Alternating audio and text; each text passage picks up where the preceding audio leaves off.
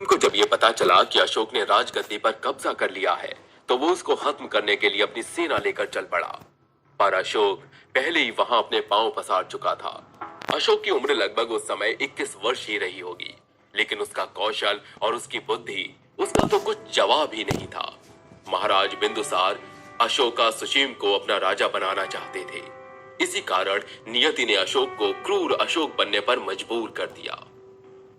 महाराज सुशीम पाटलिपुत्र की ओर बढ़ रहा है। वो जरूर यहाँ पर कब्जा करने की सोचेगा। हमारी नीति क्या है?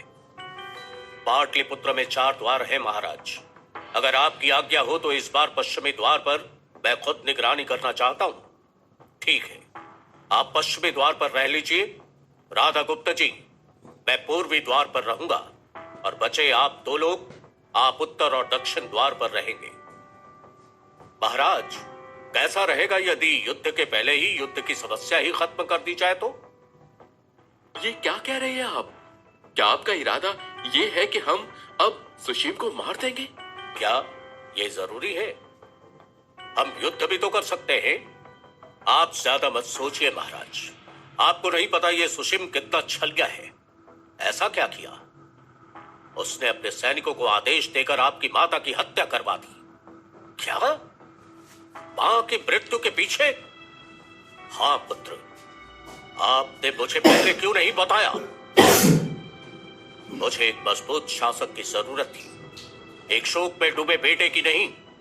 हत्या तो होगी और जरूर होगी, पर युद्ध नहीं होगा महाराज। किंतु युद्ध के दौरान ही तो मारा जाएगा उसे।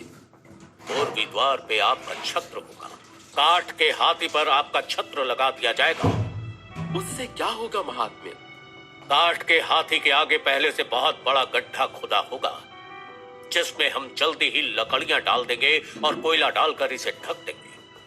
लेकिन ऐसा जरूरी तो नहीं कि सुशील पूर्वी द्वार से ही आए। वो पश्चिमी द्वार से भी तो आ सकता है।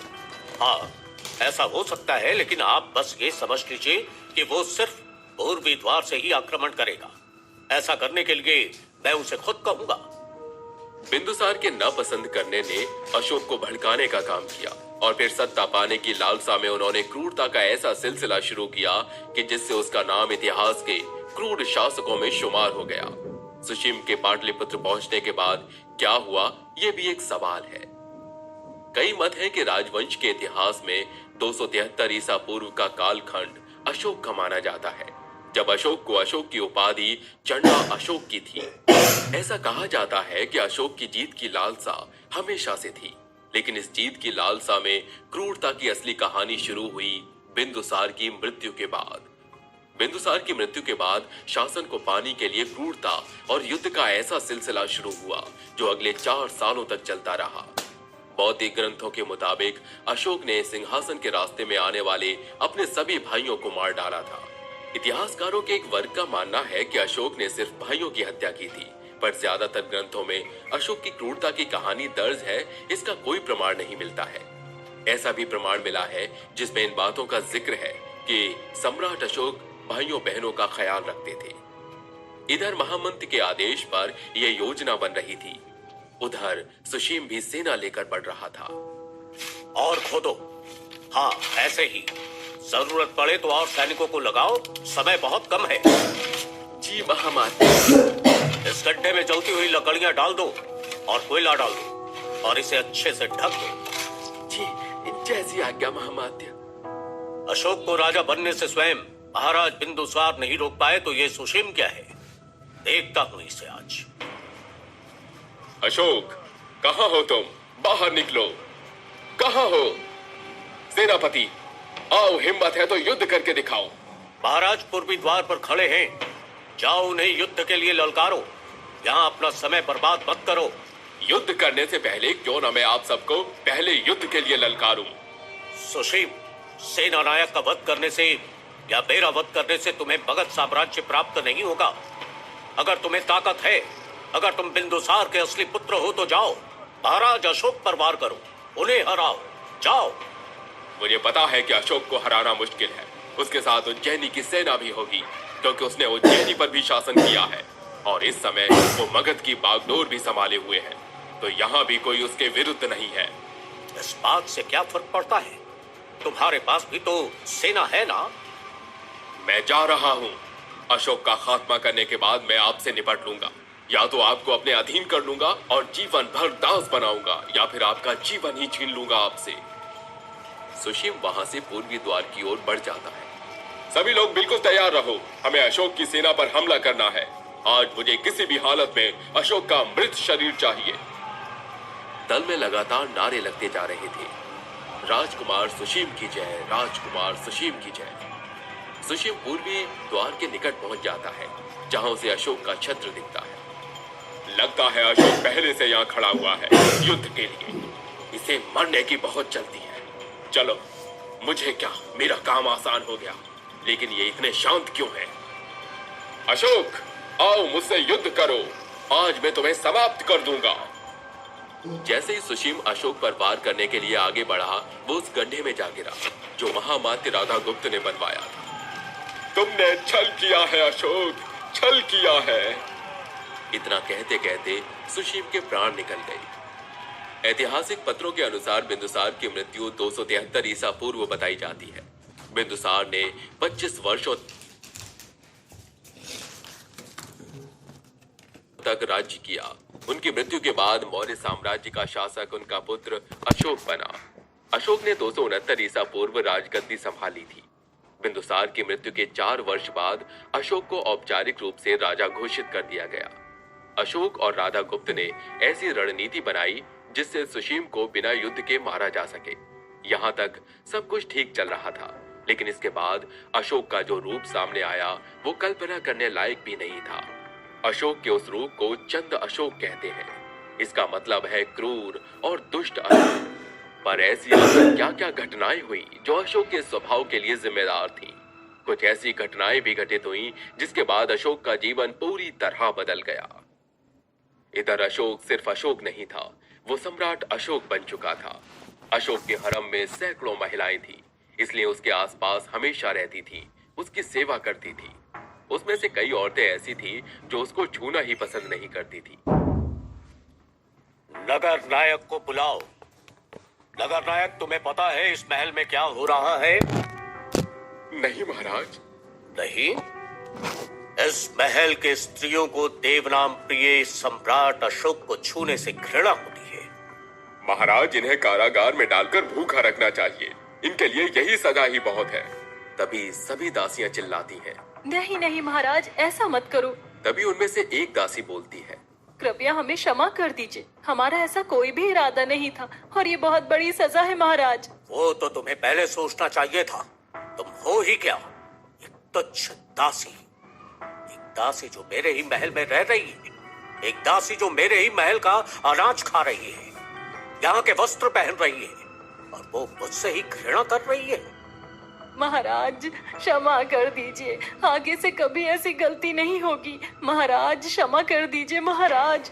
इन सभी को इनके वस्त्र सहित लपेटकर इन्हें जिंदा जला दिया जाए। क्या इन सभी को महाराज? सबको ले जाओ इन्हें। इधर दासियां चिल्लाती जा रही थी कि महाराज मुझे क्षमा कर दीजिए, मुझसे गलती हो गई महाराज, कृपया एक मौका दे दीजिए महाराज। लेकिन अशोक ने एक न सुनी। वो बिल्कुल इस तरह बैठ गया जैसे उसे फर्क ही नहीं पड़ रहा हो इन सब बातों से। श्रीलंकाई और उत्तर भारतीय दोनों परंपराओं का दावा है कि अशोक बौद्ध धर्म से पहले एक हिंसक व्यक्ति था। तारानाथ ने भी ये कहा है कि अशोक को शुरू में कामाशोक कहा जाता था, क्योंकि उसने आनंददायक गतिविधियों यानी कि काम में कई साल बिताए थे। तब उन्हें चंदा अशोक यानी अशोक द फेयर कहा जाता था, क्योंकि उन्होंने कुछ साल बुरे कर्म करते हुए बिताए थे। और अंत में बौद्ध धर्म में उनके रूपांतरण के बाद उन्हें धम्म अशोक यानी धर्मी अशोक के रूप में जाना जाने लगा। अशोक अवदान भी उन्हें चंदाशोक कहता है और उनके कई क्रूर कामों का वर्णन करता है। लड़कियों से अगर कुछ मंत्री ज्यादा बोलते थे तो उन्हें सीधा मृत्यु दंड भी दिया जाता था, और इससे भयानक सजा भी। और इधर जिन मंत्रियों ने उन्हें सिंहासन पर चढ़ने में मदद की थी, उन्होंने बिंदुसार के मरने के बाद उनके साथ तिरस्कार का व्यवहार करना शुरू कर दिया। मैं देख रहा हूं मौर्य साम्राज्य में राजा से अधिक यहाँ के मंत्री राज्य संभालने में दिलचस्पी ले रहे हैं। ऐसा नहीं है महाराज, हम चाहे कितने भी कामों में आपका साथ दें, लेकिन हम कभी आपसे ऊपर नहीं हो सकते। आप हमारे महाराजा हैं, हमारे मालिक हैं। ये तो आप कह रहे हैं मंत्री जी, लेकिन हमारे राज्य के अन्य मंत्री, हमारे सभा में जितने मंत्री बैठे हैं उनमें ये बात नहीं है। मुझे लगता है लोग ये ना कहने लगे कि मौर्य वंश राजाओं का नहीं मंत्रियों का शासन था। ऐसा तो बिल्कुल नहीं होगा महाराज, क्योंकि आपके दादा चंद्रगुप्त मौर्य और बिंदुसार, उन्होंने जो भी नीतियां अपनाई, उन्होंने हमेशा अपने मंत्रियों, अपने महामात्र से सलाह ली है। और एक राज्य को चलाने के लिए यह जरूरी भी है, न तो अगर आप ही ऐसा करते हैं तो इसमें आप पर कोई इल्जाम नहीं लगाया जाएगा। पर मुझे लगता है कि मंत्रियों के अंदर थोड़ा घमंड आ गया है, जिसके परिणाम मुझे देखने को मिल रहे हैं। ऐसा लगता है वो मेरी बात नहीं, मैं उनकी बात मानता हूं बस। आपको ऐसा लगता है तो आप मुझे बताइए, मैं इसके लिए सभा में सभी मंत्रियों को आमंत्रित करूंगा और अपने राज्य के सभी मंत्रियों को भी बुला लूंगा। आपको जिससे जो पूछना है आप पूछ सकते हैं, आपको जो सजा देनी है आप दे सकते हैं। मैं चाहता हूं कि मैं मंत्रियों की परीक्षा लूं। कहो क्या कहते हो तुम? और तुम देख लो, मैं इस बात में भी सबसे पहले तुम्हारी ही सलाह ले रहा हूं, क्योंकि तुम हमारे दरबार के मुख्यमंत्री और मेरे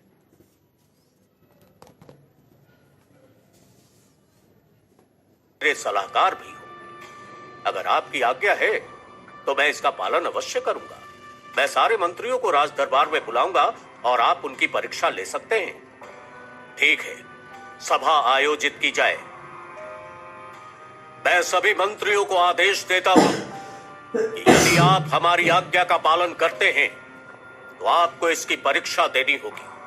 आपको पाटलिपुत्र के सभी फलदार और फूलदार वृक्षों को काटना होगा। ये मेरा आदेश है, और जो इसका पालन नहीं करेगा, परिणाम स्वरूप उसे बहुत बुरा दंड दिया जाएगा। चारों ओर शोर मचने लगा कि ये क्या बोल दिया राजा ने। अगर हम सभी वृक्षों को काट देंगे तो हमारा जीवन यापन कैसे होगा? और तब के समय में तो खाना बनाने के लिए भी लकड़ियों का ही उपयोग होता था। जानवरों के चारों के लिए भी पेड़ों का उपयोग होता था। और वैसे भी वृक्ष काटना कौन सा सही काम था जो अशोक ने ऐसा आदेश दे डाला? महाराज, मैं आपकी आज्ञा का उल्लंघन नहीं कर रहा, लेकिन आप मुझे ये बताइए कि ये कैसी आज्ञा है? इससे तो हमारे राज्य का तहस नहस हो जाएगा। अब भविष्य के लोग आपको इसके लिए नहीं सोचेंगे कि मौर्य वंश में एक शासक ऐसा था जिसने वृक्षों को भी नहीं छोड़ा। चुप हो जाओ मंत्री, तुम्हारी हिम्मत कैसे हुई? जैसा कि मैंने कहा था कि ये एक परीक्षा है, और अगर मैंने ये आदेश दिया है तो मैं बस यही उम्मीद करता हूं कि सब इसका पालन करेंगे। मैं अशोक हूं, सम्राट अशोक। जब वे इस आदेश का पालन करने में विफल रहे तो अशोक ने व्यक्तिगत रूप से 500 मंत्रियों के सिर काट दिए।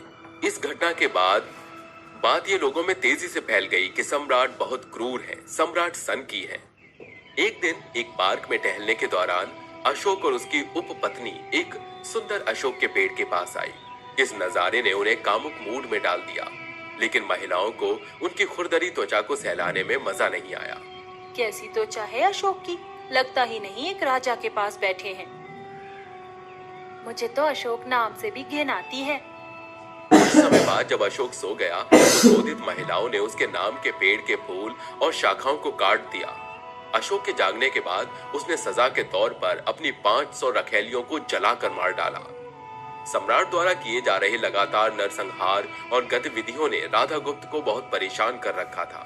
वो ये सोच रहे थे कि अगर ऐसे मौके पर सम्राट इन सब गतिविधियों में बिजी रहेंगे तो साम्राज्य विस्तार में कैसे ध्यान देंगे।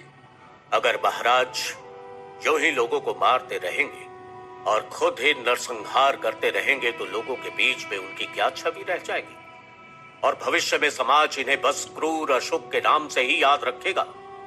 ये तो बहुत चिंता का विषय है सेनापति। राधा गुप्त जी, मैं तो ये कहता हूँ कि हम महाराज को समझाने का प्रयास करते हैं कि महाराज ये सब चीजें उनके भविष्य के लिए अच्छी नहीं है।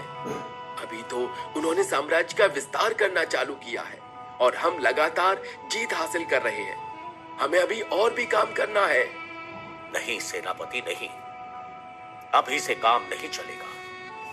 हमें कुछ और ही सोचना पड़ेगा। महामात्य, मुझे तो अभी तक ये समझ नहीं आ रहा कि अशोक का स्वभाव इतना क्रूर कैसे होता जा रहा है।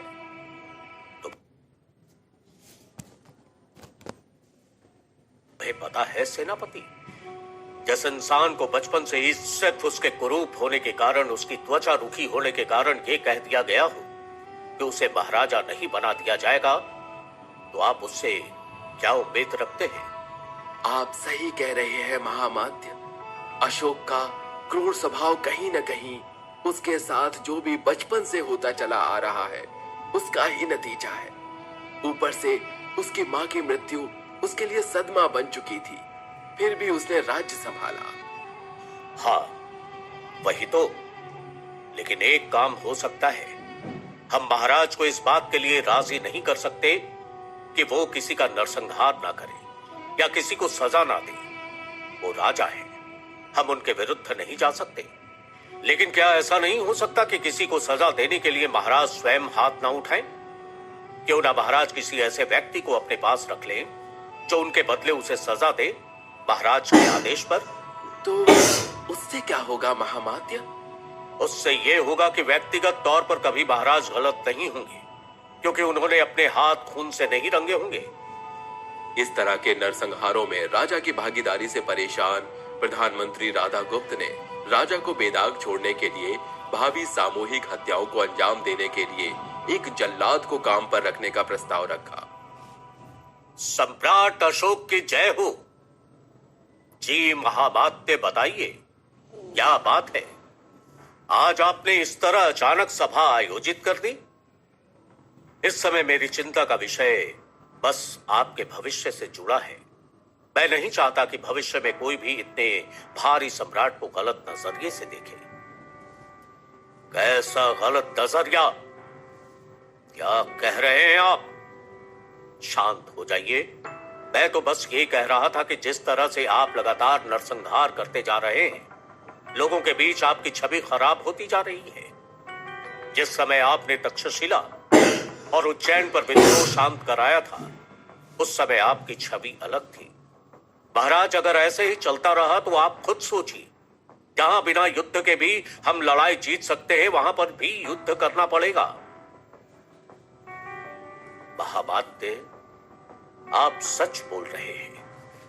मगध की सेना इस समय पूरे संसार की सेना में सर्वाधिक ताकतवर है। महाराज, मेरा वो मतलब नहीं है। ना ही मैं मगध की सेना पर शक कर रहा हूं, ना ही आपके कौशल पर। मैं बस ये कहना चाहता हूं कि आप बेशक जिनको सजा देना चाहते हैं दीजिए, जिनको भी प्रताड़ित करना चाहते हैं करिए। मैं बस ये कहना चाहता हूं, क्यों ना हम इस काम के लिए एक जल्लाद रखें और आपके हाथ खून से न रंगे। ठीक है महामात्य, अगर आपने ये सोचा है तो ठीक ही सोचा होगा। मुझे इस बात से कोई भी दिक्कत नहीं है। सम्राट अशोक भी बात के लिए राजी हो गई। गिरिका एक मगध गांव का लड़का जिसने दावा किया कि वो पूरे जम्बू द्वीप को अंजाम दे सकता है, उसको इस उद्देश्य के लिए काम पर रखा गया था। उन्हें चंद गिरिक यानी भयंकर गिरिका के रूप में जाना जाने लगा। मेरा इस तरह लोगों को सजा देना बहुत कठिन हो जाता है। मैं चाहता हूं कि आप पाटलिपुत्र में एक जेल का निर्माण कराइए, यहां पर लोगों को सजा दी जा सके। और उसके अनुरोध पर अशोक ने पाटलिपुत्र में एक जेल का निर्माण किया। अशोक का नर्क कहा जाने वाला जेल बाहर से देखने में अच्छा लगता था, लेकिन इसके अंदर गिरिका ने कैदियों को क्रूरता से प्रताड़ित किया। 5वीं शताब्दी के चीनी यात्री फैक्सियन का कहना है कि अशोक ने स्वयं अत्याचार विधियों का अध्ययन करने के लिए अंडरवर्ल्ड का दौरा किया और फिर अपने तरीकों का आविष्कार किया। 7वीं सदी के यात्री वेन त्सांग ने दावा किया कि उसने अशोक के नर्क के स्थल को चिन्हित करने वाले एक स्तंभ को देखा है। महावंशा ने अशोक की क्रूरता के बारे में भी संक्षिप्त रूप में बताया, जिसमें कहा गया है कि अशोक को पहले उसके बुरे कामों के कारण चंदाशोक कहा जाता था, लेकिन बौद्ध धर्म में उसके रूपांतरण के बाद उसके पवित्र कार्यों के कारण उसे धर्मशोक कहा जाने लगा। हालांकि उत्तर भारतीय परंपरा के विपरीत श्रीलंकाई ग्रंथों में अशोक द्वारा किए गए किसी भी विशिष्ट बुरे कामों का उल्लेख नहीं है, सिवाय उसके अपने 99 भाइयों की हत्या के।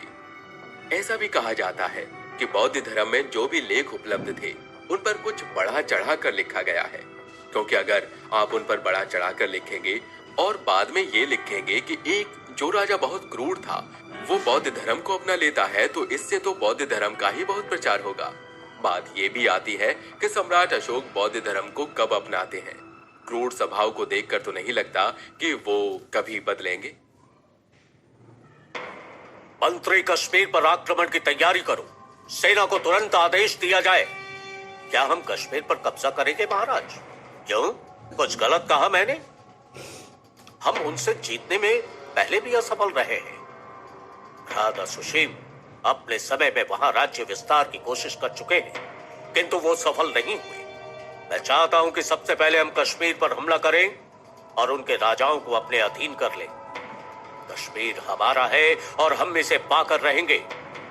महाराज, मेरे ख्याल से अभी आपने राज्य संभालना सही से शुरू किया है, तो हम कुछ दिन रुक जाते हैं और अपने सैनिकों को युद्ध के लिए और ज्यादा तैयार करते हैं।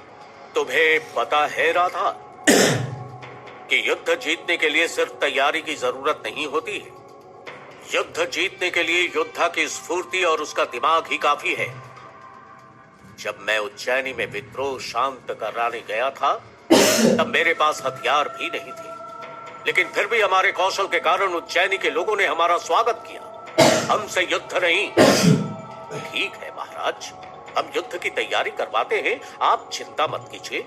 ठीक है, ऐसा भाई स्थापित की जाए।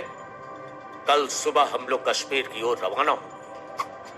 कश्मीर के राजाओं को हराकर उसने कश्मीर पर आधिपत्य कर लिया था।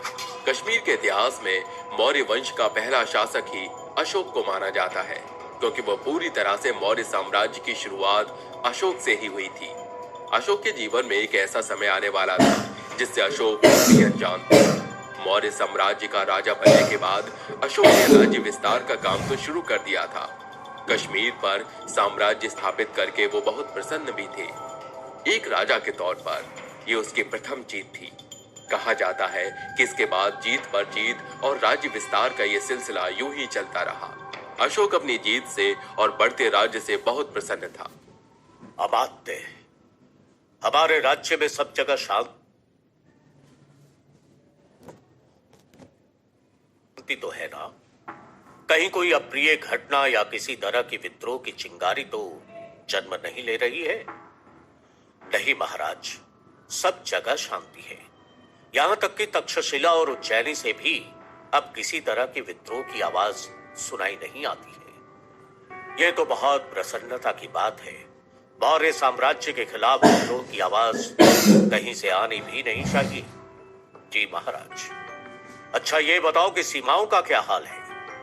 वैसे तो सीमाओं पर भी शांति है, लेकिन दक्षिणी राज्य की सीमा पर कुछ घटनाएं होती रहती हैं। अमात्य, वो सिर्फ इसलिए क्योंकि इस समय कलिंग एक स्वतंत्र राज्य है और जब तक वो स्वतंत्र राज्य रहेगा उस ओर से शांति की उम्मीद करना बेकार है। इसलिए अब वक्त आ गया है कि कलिंग भी मौर्य साम्राज्य में शामिल हो। जब तक कलिंग पर हमारा अधिकार नहीं होगा तब तक मुझे शांति नहीं मिलेगी। अशोक की बात सुनकर दरबार में मौजूद सभी लोग थोड़ा असमंजस में थे, लेकिन तभी अशोक ने ऊंचे स्वर में कहा, सेनापति, चढ़ाई की तैयारी करो। कलिंग साम्राज्य में शामिल होकर रहेगा। कलिंग को मौर्य साम्राज्य का हिस्सा बनाना होगा। कलिंग युद्ध मौर्य सम्राट अशोक और कलिंग के राजा अनंत पद्मनाभन के बीच 261 ईसा पूर्व में लड़ा गया था। मौर्य साम्राज्य के प्रथम सम्राट और अशोक महान के दादा चंद्रगुप्त मौर्य राज्य विस्तार के समय कलिंग पर हमला किया था, लेकिन उन्हें सफलता नहीं मिली। इसी का बदला लेने के लिए सम्राट अशोक ने कलिंग पर आक्रमण किया था। यहाँ जब हम कलिंग की बात कर रहे हैं तो ये बात बता देना बहुत जरूरी हो जाता है। तब का कलिंग आज का उड़ीसा राज्य है। ये महानदी गोदावरी और कृष्णा नदी के बीच का प्रदेश था। इसके पूर्वी सीमा पर बंगाल की खाड़ी और बाकी 3 मौर्य साम्राज्य की सीमाएं थी। कलिंग एक परिपूर्ण, एक समृद्ध राज्य था। हाथी दांत के सामान के लिए कलिंग बहुत प्रसिद्ध था। कलिंग में उस वक्त बहुत संख्या में हाथी थे। उस समय हाथी युद्ध में बहुत काम आया करते थे। युद्ध प्रारंभ होने से पहले सम्राट अशोक ने कलिंग के राजा अनंत पद्मनाभन को एक पत्र लिखा। आप अपने राज्य को मौर्य साम्राज्य में शामिल कर लीजिए, इससे आप युद्ध से भी बच जाएंगे। देश प्रेमी प्रजा का साथ और मजबूत सैन्य शक्ति की वजह से कलिंग के राजा अनंत पद्मनाभन ये प्रस्ताव ठुकरा दिया था। सेनापति, युद्ध की तैयारी हो गई? हाँ महाराज, हमारे पास 60,000 पैदल सेना, 1,000 घुड़सवार और 700 हाथी है। राजा बनने के 8 वर्ष बाद अशोक ने कलिंग पर विजय पाने का निश्चय किया और विशाल सेना लेकर कलिंग पर आक्रमण कर दिया। अपने सैनिकों को भेजकर कलिंग को चारों ओर से घेर लो, कहीं से भी कोई बच के निकल ना पाए। अपने हाथियों को आगे भेजो ताकि वो उसकी सेना को पहले ही कुचलना शुरू कर दे। ऐसा ना करें महाराज, हम ही जीतेंगे। विशाल सेना का सामना कलिंग कभी नहीं कर पाएगा। अशोक ने कलिंग को चारों ओर से घेर लिया। कलिंग की सेना और जनता सेना का वीरता से सामना करती रही और अपनी रक्षा के लिए आखिरी समय तक लड़ते रहे। लेकिन अशोक की सेना बहुत बड़ी थी। अशोक की सेना ने चारों ओर बड़ी मारकाट मचाई। घमासान युद्ध में धन हानि हुई, ऊपर से जनहानि भी। न जाने कितने लोग मारे गए। माताओं ने अपने पुत्रों को खो दिया, पत्नियों का अपने जीवन साथी से साथ छूट गया। न जाने कितने के पिता इस दुनिया को छोड़ गए। जो लोग जीवित थे उनके लिए भी स्थिति कुछ खास अच्छी नहीं थी। खाने की चीजों का अभाव हो गया था। इस युद्ध में सम्राट अशोक की विजय हुई थी, लेकिन करीब 1 लाख लोग मारे गए, कई बंदी बनाए गए और कई गुना लोग रोग से मारे गए।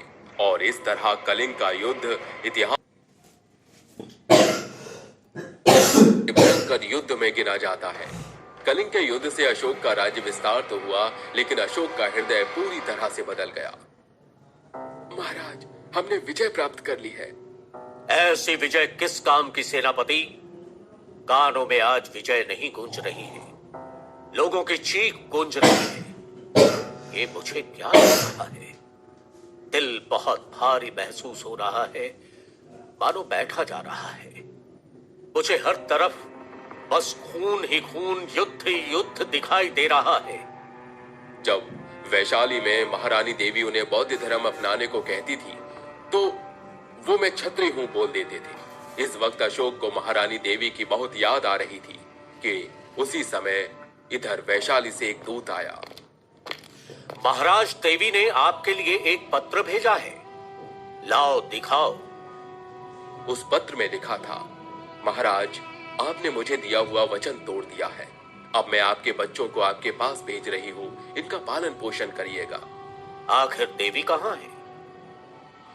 रानी देवी बौद्ध संघ में शामिल हो गई है, अब वो नहीं लौटेंगी क्या? अशोक ने अपने बच्चों को गोद में उठा लिया। बौद्ध धर्म में पाली भाषा के ग्रंथ महावंश में निग्रोध नाम के बौद्ध सन्यासी का जिक्र आता है। एक बार निग्रोध महल के सामने से गुजर रहा था। अशोक की नजर उस पर पड़ी। जो बौद्ध भिक्षु महल के सामने से गुजर रहा है उसे अंदर बुलाया जाए। प्रणाम महाराज, आपने मुझे बुलाया, बताइए क्या काम है?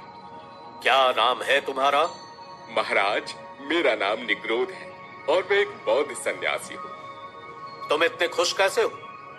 मैं तो इस समय बहुत चिंतित हूँ। महाराज, आप खुद अपने द्वारा किए गए कार्यों से खुश नहीं हैं। शायद इसलिए आप खुश नहीं हैं। तुम कहां से आए हो? तुम्हारे पिता का नाम क्या है? आज मेरे पिता बिंदुसार के बड़े पुत्र राजकुमार सुशीम थे। उनकी मृत्यु हो गई है। क्या तुम सुशीम के पुत्र हो? तुम जिंदा हो? राजकुमार सुशीम?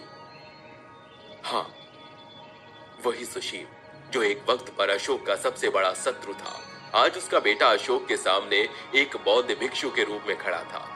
कल सुशीम को मारकर अशोक राजगद्दी पर बैठा था और आज उसका पुत्र उनके सामने खड़ा था। निग्रोध की आंखों में ना ही क्रोध दिखाई दे रहा था, ना ही बिल्कुल डर दिखाई दे रहा था। ये सब देखकर अशोक बहुत भावुक हो गया। उसकी आंखों में आंसू आ गए। निग्रोध, तुम चाहे जहां जाओ वहां पर बैठ सकते हो। जी महाराज, ठीक है। सुशील का पुत्र निग्रोध सीधा राजगद्दी पर जाकर बैठ गया। महाभारत के मुताबिक अशोक में उसके संप्रदाय के बारे में पूछा और निग्रोध ने गौतम बुद्ध के सभी संदेशों के बारे में अशोक को बताया। दरअसल जिस समय अशोक ने सुशीम का वध किया उस समय सुशीम की रानी सुमना देवी गर्भवती थी। रानी सुमना देवी, खबर मिली है कि आपके पति राजकुमार सुशीम का वध कर दिया गया है। क्या वध कर दिया गया है? इस साम्राज्य के होने वाले राजा का?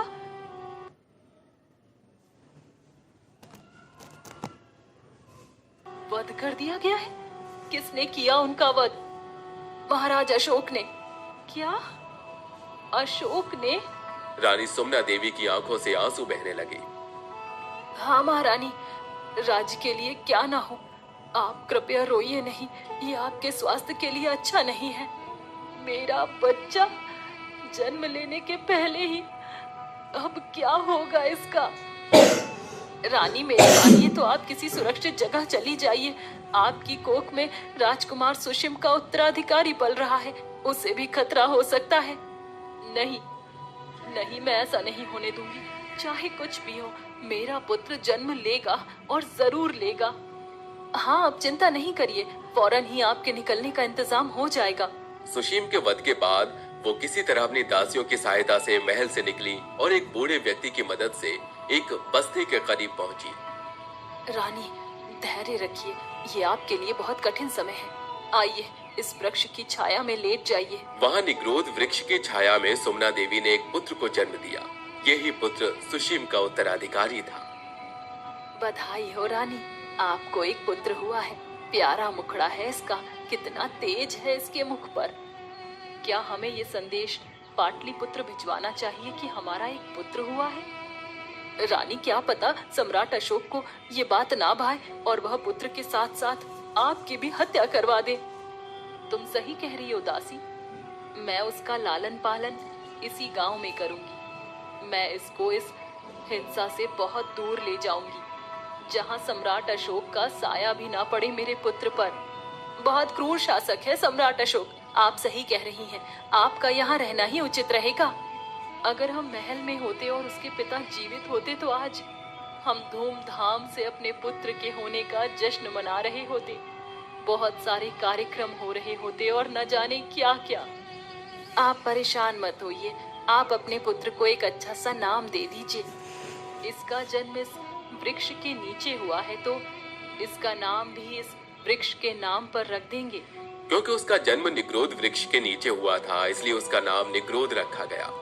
उसी गांव में सुशीम के पुत्र का पालन पोषण हुआ और छोटी आयु में ही वो बौद्ध भिक्षु बन गया था। तुम अवश्य ही मुझसे घृणा करते होगे ना, क्योंकि मैंने तुम्हारे पिता की हत्या की थी। मैं प्राणी मात्र से प्रेम करता हूँ, घृणा तो नरसंहार करने वाले के लिए है। तुमने मुझे आज बिना कुछ करे ही पराजित कर दिया। मैं महसूस कर पा रहा हूँ कि तुम मुझसे बहुत ऊंचे हो धर्म में। आप भी बौद्ध धर्म को अपना कर देखिए। पुत्र, इतनी कम उम्र में तुम्हें इतना ज्ञान कैसे है? मेरे मन में तो बिल्कुल शांति नहीं। आप भी मेरी तरह शांत और प्रेम करने लायक बन जाएंगे। आपको भी शांति प्राप्त होगी। मैं भी आज प्रतिज्ञा करता हूँ कि मैं भी दीक्षा प्राप्त करके अहिंसा के मार्ग में चलूंगा। मुझे खुशी है महाराज। मैं चाहता हूँ मैं जल्द से जल्द दीक्षा लूं और कुछ भलाई के काम करूं। अगर ऐसा है महाराज तो आप कल ही दीक्षा प्राप्त कर सकते हैं। मेरी आपसे एक विनती है निग्रोध, आप कल अपने सभी साथियों के साथ हमारे महल में आइए। मैं खुद आप सभी का स्वागत सत्कार करूंगा।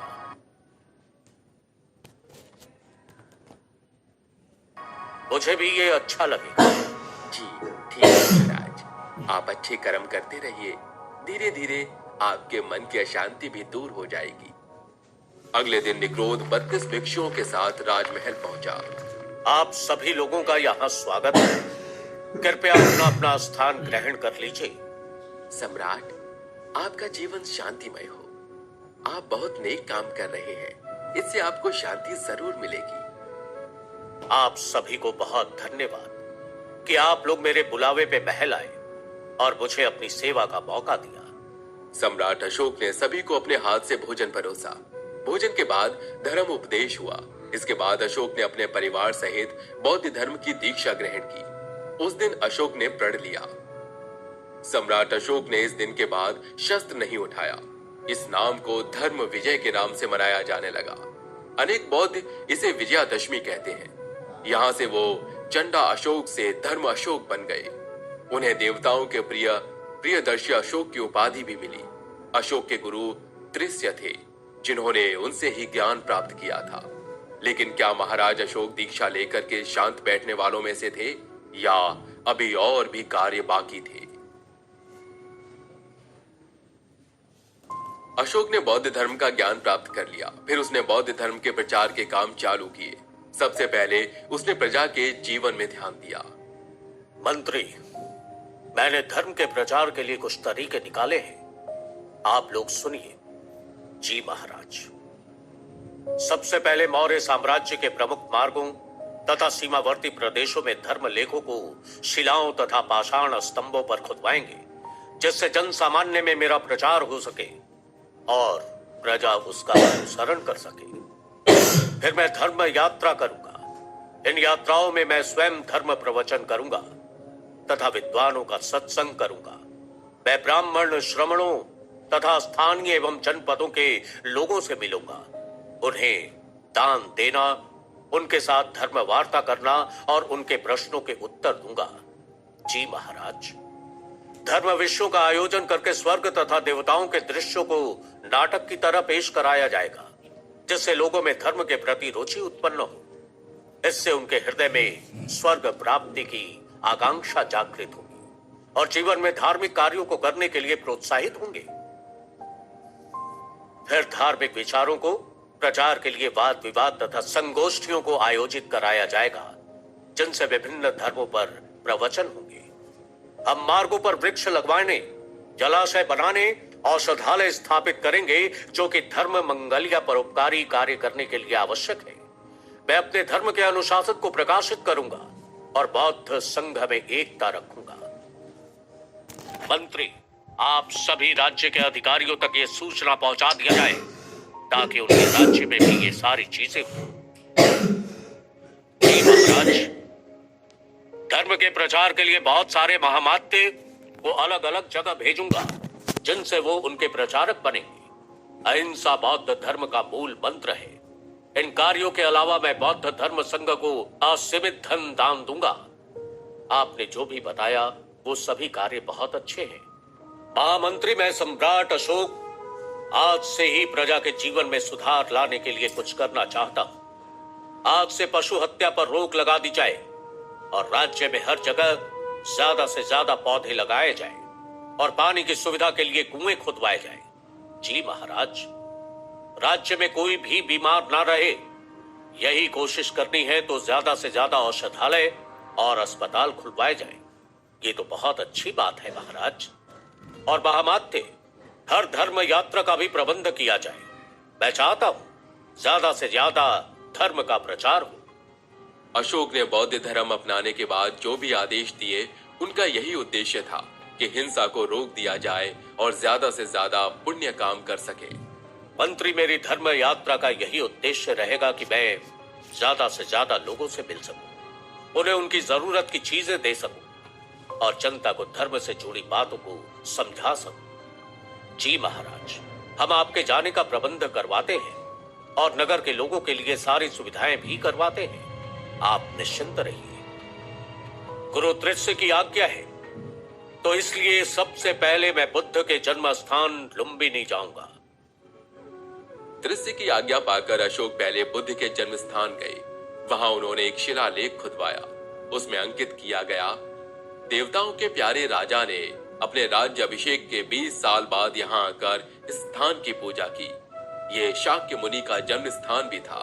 यहाँ एक विशाल स्तंभ और एक बड़ी दीवार खड़ी की गई। लुम्बिनी में अशोक ने बहुत से पुण्य काम किए। वहां के लोगों का कर भी माफ कर दिया। धर्म की यह यात्रा यहाँ से कपिलवस्तु पहुंची, जो कि बुद्ध के पिता शुद्धोधन की राजधानी थी। वहां से अशोक बोध गया की ओर गए। वहां बोधि वृक्ष की पूजा की, एक मंदिर बनवाया 1 लाख स्वर्ण मुद्राएं भी दान दी। महाराज, अब आप सारनाथ की ओर चलिए। हाँ, आपको पता है महाराज, ये वही स्थान है जहां पर बुद्ध ज्ञान प्राप्त करने के बाद वो अपने 5 साथियों को ढूंढते हुए आए थे और उन्हें ज्ञान दिया था। वहां पर एक पीपल के पेड़ के नीचे इनकी उपदेश देते हुए एक मूर्ति लगी है। सामने उनके 5 शिष्य बैठे हुए हैं। अच्छा, तो फिर हम वहां जरूर जाएंगे। वहां भी अशोक ने बहुत अच्छे काम किए। वहां उन्होंने स्तूप बनवाए, पार्क बनवाए, एक विशाल शिलालेख की भी स्थापना की। इस स्तंभ में चारों ओर गर्जना करते हुए 4 सिंह बनवाए जाएं, जो बिल्कुल जीवित सिंह लगने चाहिए। जी महाराज। अशोक के बनवाए हुए उस स्तंभ के सामने वाले भाग को भारत सरकार की राज्य मुद्रा में रखा गया है। इसी में बने धर्म चक्र को धर्म चक्र कहते हैं, जो हमारे राष्ट्रीय ध्वज में भी है। अपने आदेशों को लोगों तक पहुंचाने के लिए अशोक ने 84,000 स्तूपों और स्तंभों का निर्माण किया, जिन पर आदर्श और उपदेशों को लिख दिया गया। वो शिलालेख आज भी प्राप्त होते हैं। सारनाथ के बाद वो कुशीनगर भी गए, उसके बाद वैशाली भी गए। दोनों ही जगह उन्होंने अनेक स्तूप और स्तंभ बनवाए। कलिंग विजय के बाद मौर्य साम्राज्य अपने शिखर पर था, पर इसके बाद अशोक ने कोई युद्ध नहीं किया। अब मेरे अंदर में न तो साम्राज्य विस्तार की ही इच्छा है, न ही युद्ध करने का मन है। मैं अब बस अपनी जनता से संतान की समान प्रेम करूंगा। मैं उनके हित के लिए कार्य करूंगा। कहा जाता है कि अभी का नेपाल तब अशोक के राज्य में ही था।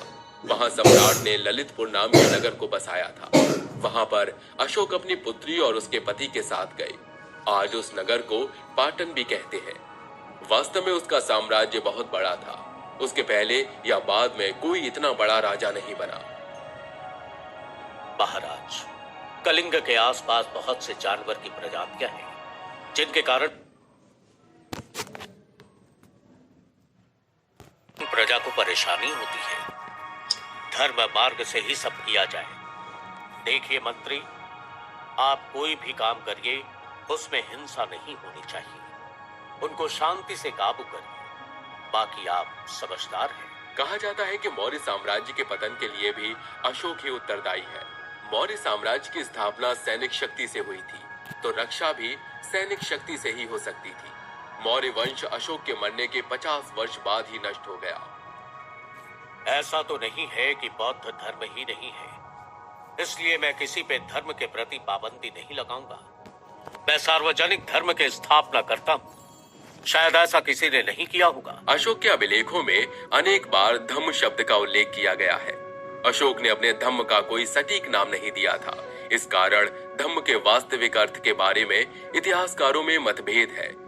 कुछ इतिहासकारों के अनुसार अशोक के धम्म का अर्थ धर्म है। अशोक के धम्म नीति की परिभाषा ये है कि प्रत्येक मनुष्य पापों से दूर रहे, कल्याणकारी कार्य करे, दया, दान, सत्य, पवित्रता तथा मृदुता का अवलंबन करे। कहते हैं सम्राट अशोक ने ही अपनी सभा में 9 रत्न रखने की परंपरा की शुरुआत की थी, जिसका पालन आगे कई राजा भी करने लगे। सबसे प्रसिद्ध मुगल राजा अकबर ने सम्राट अशोक की कई नीतियों को अपने शासनकाल में अपनाया था। 9 रत्न की इस परंपरा में रहने वाले लोग कई तरह के विचारक और विद्वान हुआ करते थे, जो राजा को सुशासन के लिए मार्गदर्शन करते थे। लेकिन वे सभी 9 लोग पूरी तरह से गुप्त होते थे। सम्राट अशोक की मृत्यु कैसे हुई और कहां हुई, ये बात अभी तक एक रहस्य के रूप में दबी हुई है। कई इतिहासकार के अनुसार सम्राट की मृत्यु तक्षशिला में हुई। वहीं कई का कहना है कि सम्राट अशोक पाटलिपुत्र में अपनी अंतिम सांस लिए थे। अर्थशास्त्री कहते हैं कि सम्राट अशोक के शासन के दौरान भारत की अर्थव्यवस्था इतनी सुदृढ़ थी कि भारतीय अर्थव्यवस्था पूरी दुनिया की अर्थव्यवस्था में 35% की भागीदारी रखती थी। लेकिन सम्राट अशोक की मृत्यु के बाद भारत का पतन शुरू हुआ और मुगल और अंग्रेजों के समय तक 1947 में मात्र 4% रह गई।